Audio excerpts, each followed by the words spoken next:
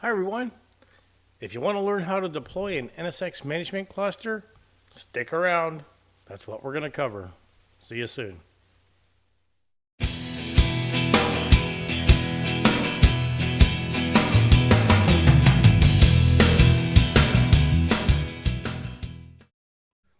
Hello everybody. So let's create our NSX management cluster. So in order for us to do that, we're going to deploy our first NSX manager appliance. So the unified appliance. You'll see here, let me go full screen.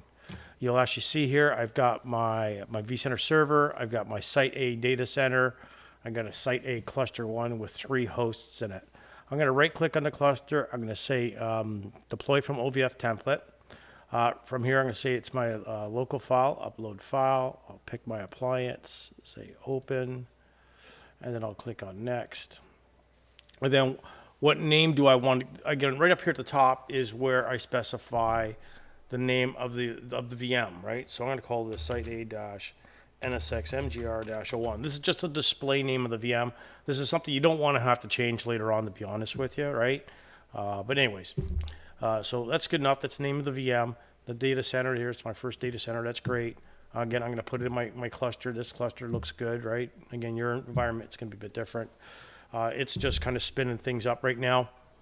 If you're wondering, I'm working in a nested environment. For those of you that were observative, you probably noticed I was running VMware Workstation there. But anyways, doesn't matter. I'm just going to ignore all these, right? And I'm going to say next. Now, what size do I want? Again, you have extra small. Extra small says it's only for cloud NSX cloud service environments, so we're not doing that. Small, it says, is a configuration supported for global manager production employment. This configuration requires the following. Generally speaking, this is my first node on my cluster. Let's forget about global managers for now, federation. Small is for labs or proof of concept environments. Generally, you'll pick medium. So this is supported for global manager production deployments, but this also requires, again, it tells you right here, it's going to give it 6 virtual CPUs, 24 gigs of memory. So generally, if you've got up to 64 transport nodes, medium is good. If you don't know what a transport node is, watch one of my videos on preparing your environment, which will be, I'll leave a link for that over here. Then we have large, anything more than 64 transport nodes. You want to pick the large environment. I'm going to pick small. And by the way, in your NSX management cluster, you can't mix and match. It works, but you don't want to do that, okay? I'm not going to deploy one as small, another one as medium, another one as large. No, keep them all the same size. I'm going small here. I'll go next. It's going to ask me to select my storage. Again, I'm on a vSAN environment, so I'm going to pick my data store here. You want to pick a data store that's in that's shared between your hosts in a cluster to take advantage of stuff like vSphere high availability, for example. I'm going to click next. Network here is important. What port group is this virtual NIC going to plug into, right, of this VM? So this NSX manager needs to talk to your vCenter server. So I'm going to put it on my management network. In this case, I got mine called management. So pretty straightforward. Again, IP, I'm just going to do IP4 over here. I'm going to give it an IP4 address. And it's telling me over here I got to specify some settings, some passwords. So let me type in, oops, we got a typo there. VMware one bang, or one bang. So here's my password I typed in. Again, obviously your environment's going to be different. So I'm just going to go ahead and pop in those. I'm not going to worry about a grub timeout. Now it comes over here, talks about the root password. It gives you criteria for that. Again, I'm just going to paste in the password I used before. For the admin, again, it gives you requirements for the admin password. Again, I'm just going to paste in the same password I had before. In your environment, it'll probably be different, probably a good idea. Same thing with the audit user. It gives you examples or criteria for the audit user. Probably don't want to make it the same as your admin and root, to be honest with you, but I'm going to. I don't care. The username of admin defaults to admin and audit defaults to audit. If you want to change that, you can change that. Here they talk about some optional parameters for internal use. I'm leaving those alone. Then we get into host name here. So this should be a fully qualified domain name. So I'm going to type in site a-nsx-mgr-01.vclass.local. if you've ever taken a VMware class before, that might look a little familiar to you. This is, I'm actually using, I've got a very similar setup to the VMware education environment, because when I teach classes, I sometimes use my environment to do demos in case something happens, right? So you'll see a lot of similarities there. The role name, what role is this NSX manager going to play? Notice there's a cloud service manager. We're not in the cloud, so we're not going to worry about that. NSX Global Manager, this has to do with a thing called Federation. I'll have a video out on that later on, so don't worry. So I'm just going to pick NSX Manager and leave it. What is the IP address of this NSX Manager? I'm going to type 172.20.10.41. That's mine. Once it's subnet mask, 255.255.255.0. Again, your environment's going to be different.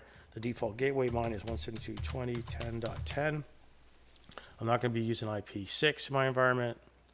DNS servers, again, we type in your DNS servers here. I just have mine 172.20.10.10. And my domain search list, vclass.local in my lab environment. What are my NTP servers? 122.20.10.10. Okay, again, put in your list of NTP servers here. Do you want to enable SSH? Up to you. Do you want to enable root to log in with SSH? Up to you. I'm going to do that. Software integrity checker. This is NSX is actually now compliant with network device collaboration protection profile standards. So this is like new regulations and stuff like that for government or any banks, I guess, and stuff like that. So if you need that, you can enable if you want to. I'm just going to leave it off.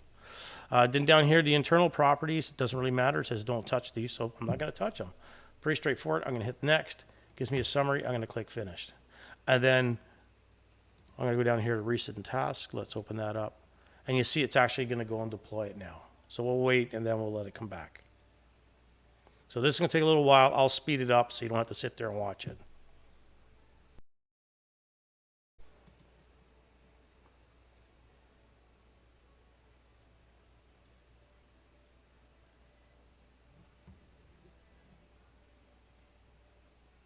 See that the appliance has been deployed.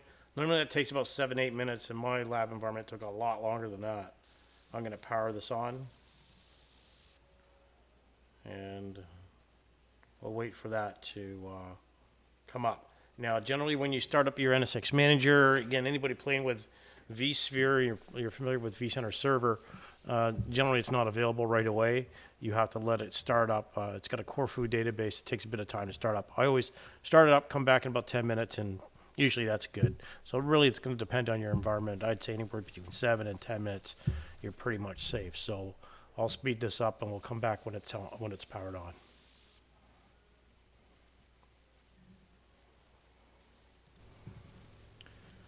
Okay, we are back. I basically walked away for about 10 minutes. I'll come back. So my NSX Manager is the first one is deployed. Let's click on here, open up a new tab. I'm going to log in, and again, the credentials, admin, and my password. I'm just going to log in, and we'll see what happens. So we'll give it a few seconds. And it says I haven't, first of all, you get the end user license agreement. So read through this stuff very carefully, okay, folks? Whatever. You can join the customer experience improvement program if you want to. This is a lab. I'm not going to. I'll click on save. And then it tells you, it's got a welcome screen here that you can walk through. I'm not going to bother. It usually has like little wizards and stuff. And honestly, I've been playing with this since like 2. Whatever. And I haven't been using the wizard, so I'm just going to skip all this. Again, this is the interface here. I'm not a big fan of the dark interface. That's just me, right? At the top, it's giving me an alert that I haven't configured a backup of my NSX Manager. I'll do a separate video on backups and stuff and why that's important. But again, this is the interface here. If I just go into, let's say, System, and if I go to Appliances over here, you'll see that, come on, we should see, there's my first manager, the appliance I just deployed. It's showing me my cluster is up, it's stable. It's a 1-node cluster right now. So let's talk about deploying the second manager, okay? That's our next job here, so let me just...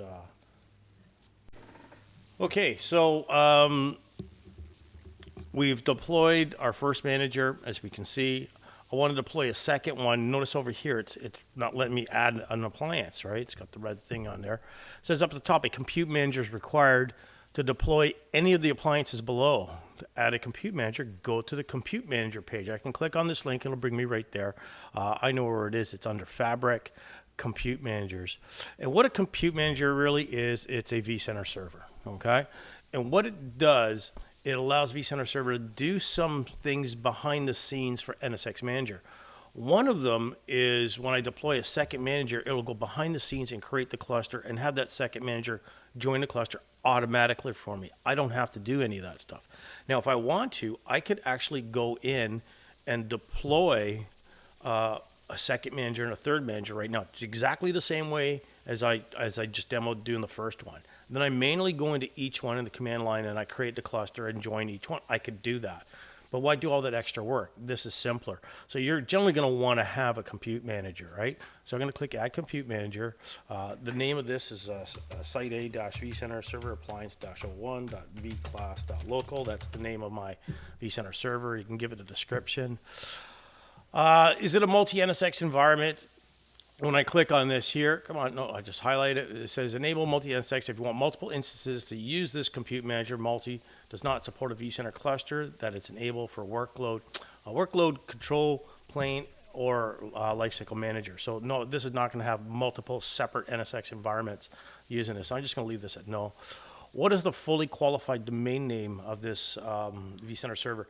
You could put in the IP address. I'm not a big fan of using IPs. I'm going to type in site A-vCenter server appliance-01 vclass.local. That's the name of my vCenter server. Yours will be different. Again, if you're typing in IPs here, my first question is, what's wrong with your DNS, right? I could scroll down here. Again, it shows me the default port.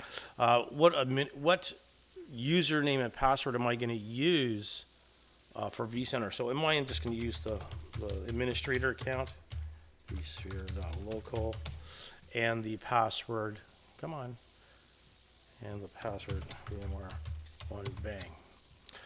If you know your SHA-256 thumbprint, you can paste that in here. You don't need to know it. It will discover it, and if you want to just make sure it's the correct one, that's great. I'm going to leave that blank.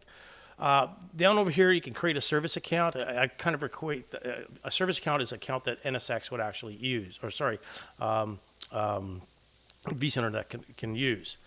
Enable trust. What that is, if you're going to be playing with like Tanzu, Kubernetes, what this is, it allows vCenter to go in and start deploying stuff in NSX. An example would be create firewall rules for your containers. Create segments for your containers, that sort of stuff, right? So if you're playing with Tanzu and stuff, you're more than likely going to enable this. I'm going to leave all this at no and stuff, and I'm just going to click on Add. And there's the thumbprint, so I just make sure, yep, that looks right to me, so I'm going to add that in, all right? So from a security perspective, you're going to want to make sure that's correct. And I'm not going to save this. All right, so we actually see it's in progress. It takes... usually it takes, it's fairly quick. Notice it's registered here, but it's connection status, it's connecting. So we'll just refresh this a couple of times. We'll just wait a little bit. I'll probably speed this up right now.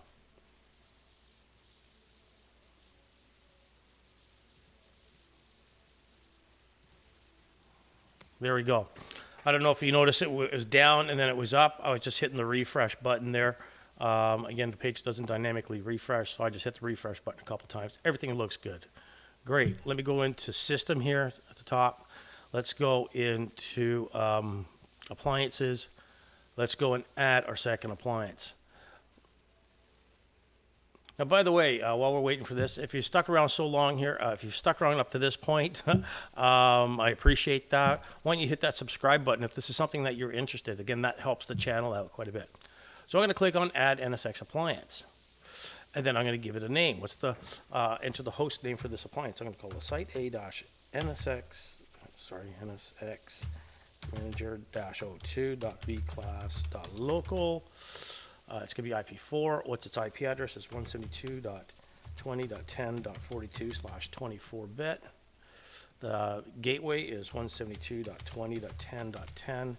The DNS, all this stuff, it copied from the first one, the search, all that. And here's the size. Oh, one thing I did, I made a mistake actually. I just kind of realized something.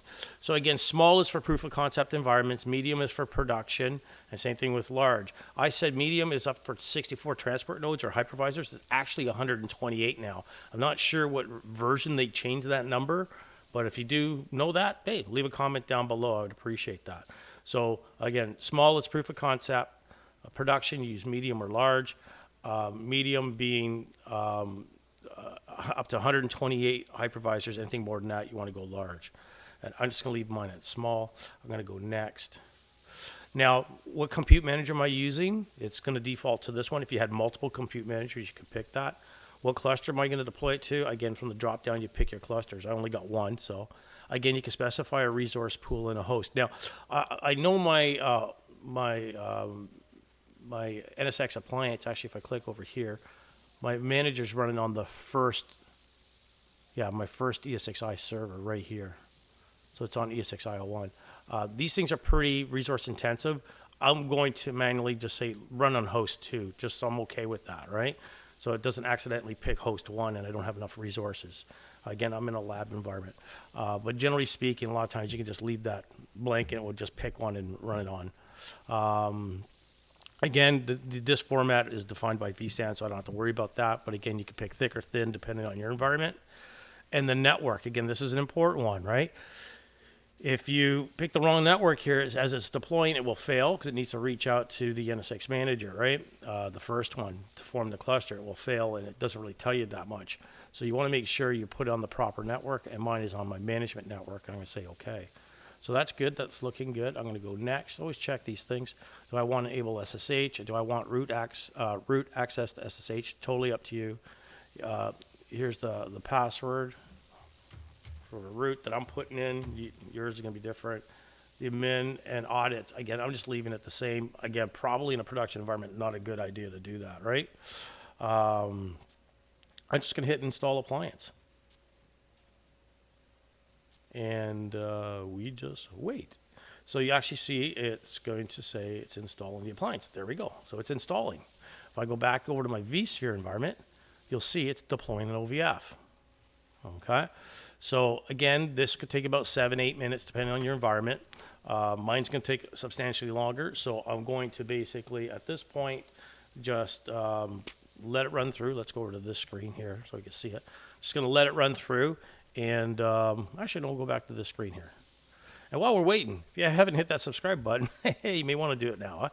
Huh? So I'll see you back in a bit when we get that second one deployed, okay? And I'll more than likely, we'll speed this up, all right, folks? So you don't have to sit here for 20 minutes, all right?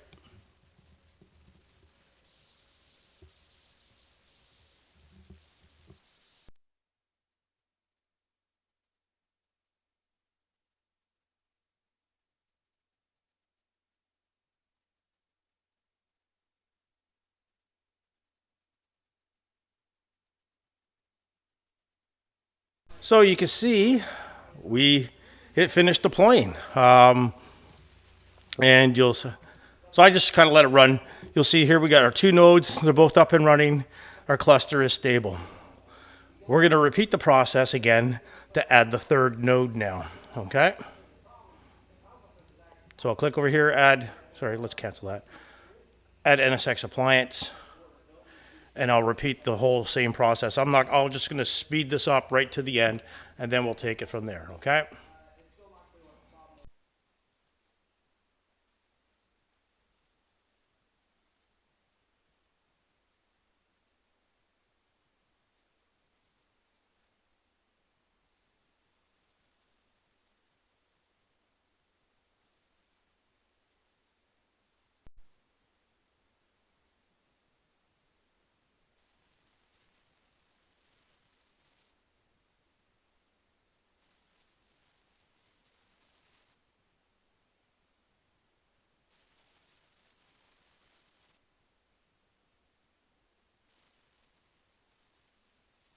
Okay, everybody, we've deployed all 3. Oops, clicked somewhere there. Let's go back to system.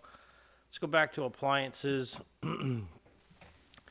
And again, we've got all three of them deployed and they're all running. Again, this just take a little bit of time to spin up, right?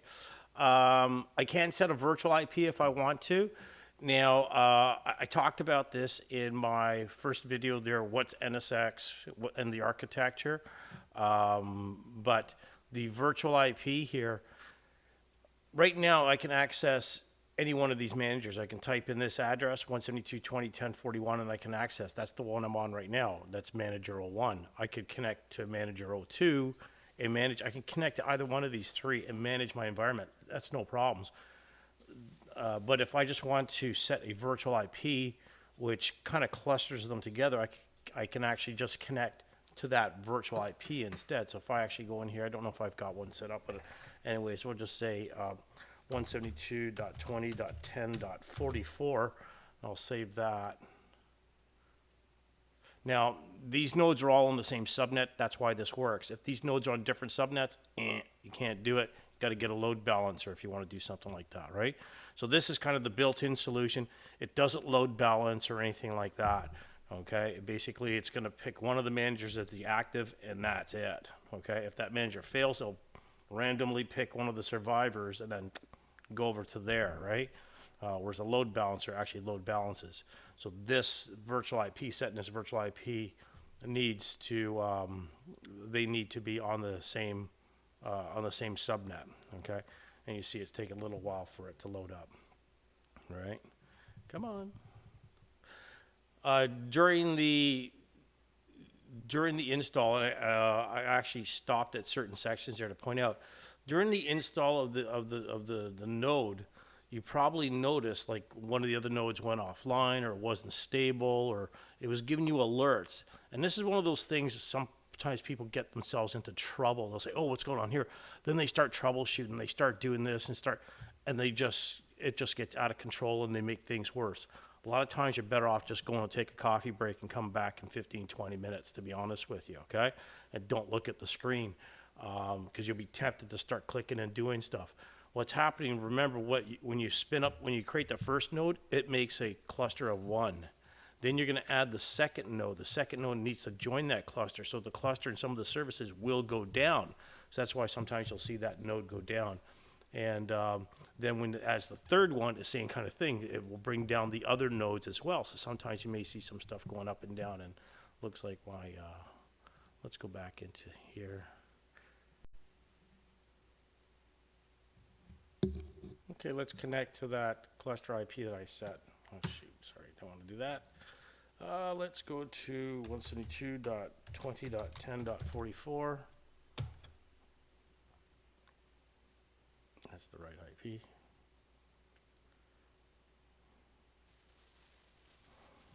Actually,